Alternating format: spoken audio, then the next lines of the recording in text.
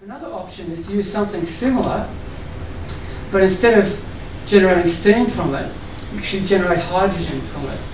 And this is a high temperature form of converting or reforming steam, making it into oxygen and hydrogen.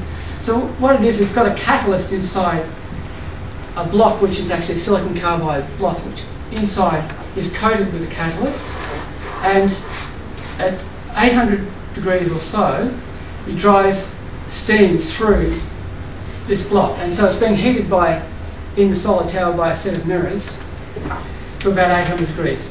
Now the catalyst then strips it oxidizes the water. It doesn't oxidize water. It oxidizes the catalyst and takes the oxygen out of the water, just leaving hydrogen.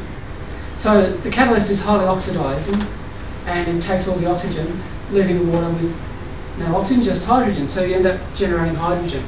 After a while, the catalyst becomes fully oxidized, so you have to regenerate it. And to regenerate, they then heat up to 1,000 degrees, or here it says 1,200. I don't think you need to go that high. What they do is they focus more mirrors on. So to start with 800 degrees, they don't have all the mirrors focused. To get it to 1,000, they put more mirrors on, heat up to above 1,000 degrees. And then they pump nitrogen gas through. And the nitrogen gas strips all the oxygen out of the catalyst. And you keep doing that in the cycle. And so you can produce hydrogen from the sun. So that's the high temperature technologies. I'm not going to talk about any of the others, but there are many different technologies that potentially you can use the sun, heat from the sun. Oh, sorry, I'm going to talk about another one. Another one is a gas turbine. Like a jet engine, only not in a plane. A gas turbine which can be used as a combined cycle. It can use gas and heat.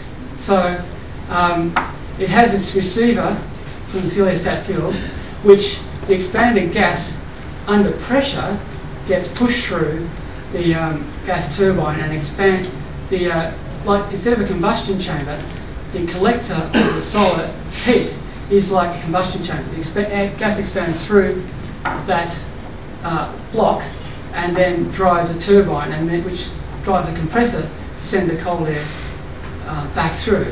But also, if the sun's not shining, the combustion chamber has at the back of it jets for putting fuel in, so you can run it on fuel as well.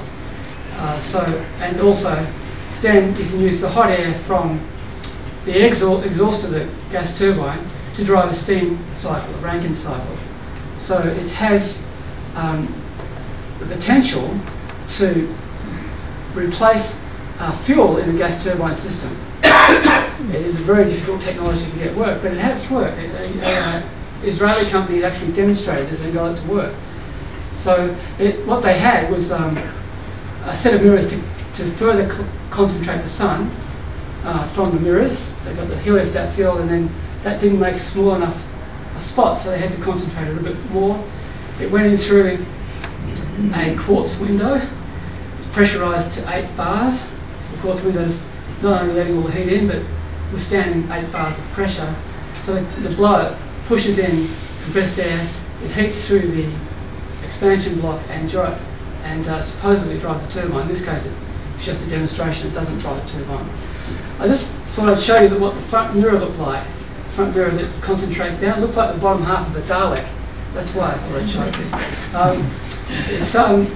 The mirrors are on the inside, and there's cooling pipes on the outside, because obviously it gets a little bit hot when it's got 1,000 suns focused at it. Effectively, that's what they talk about. To get 1,000 degrees, you need about 1,000 suns to generate that. So when this concentrator's got 1,000 suns on it, even though it's a very good, efficient reflector of light, it nevertheless does get a bit hot. So what are the matters that impact efficiency and cost effectiveness of concentrated solar energy? Well, the efficiency is limited by temperature. That's the thermodynamics side of it. And that is somewhat limited by how tightly you can focus. It's also how high a temperature can achieve is how much you lose in the mirrors, how effective they are at reflecting light.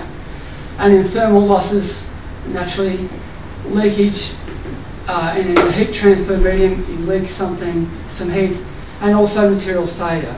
So that really, in terms of lasting for 30 or 40 years, the material's got to be able to stand a very hostile environment for that time. So that kind of thing will limit the efficiency, and it needs to be developed. That's what needs further development.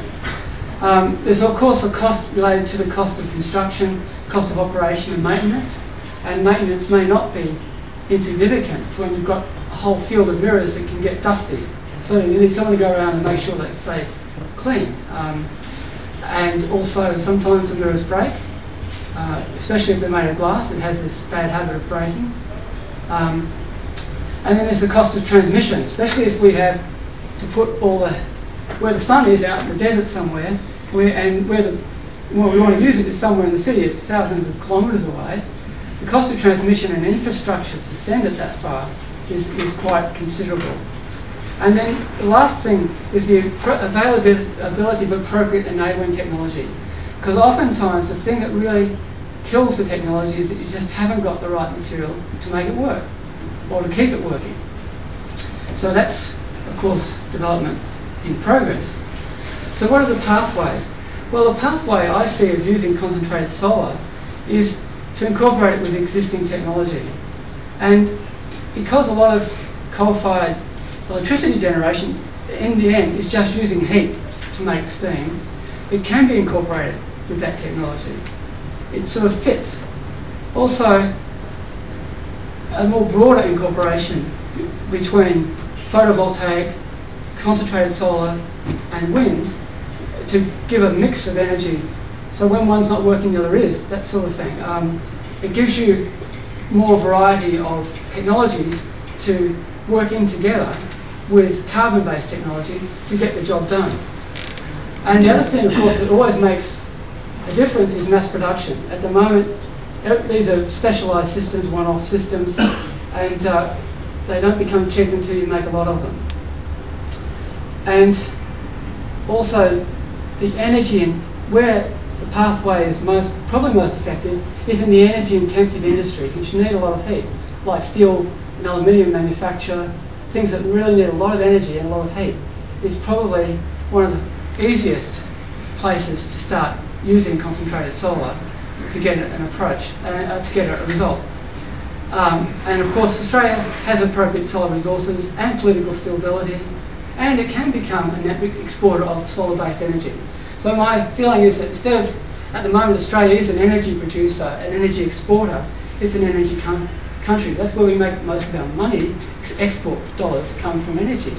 And so if we stop digging up coal, the world doesn't have to fall into a black hole. It can still go, life can go on. I think it's still, of course we're talking 30 years in the future, it can still happen that energy can be generated from the sun and that Australia can remain a net exporter of energy. That's the vision for the future.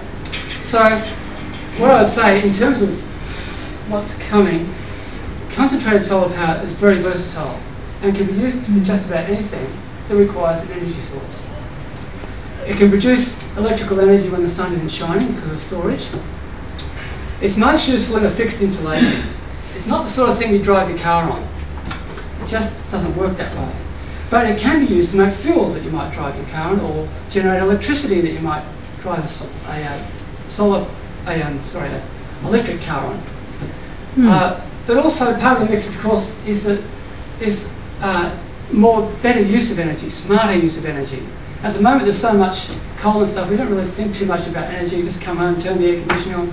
No one cares, you know. But really, we have to be a bit smarter about that in the future for it to really work. And as I said already, Queensland's a really good place to do concentrated solar because we've got lots of dry, hot land, and there's not many people living out there who would be bothered by having all those mirrors stuck out in their backyard.